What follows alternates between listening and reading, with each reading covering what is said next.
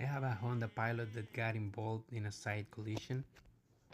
The rear door shell is pushed in a little bit, so I'll have to pull it out and align it with the front door.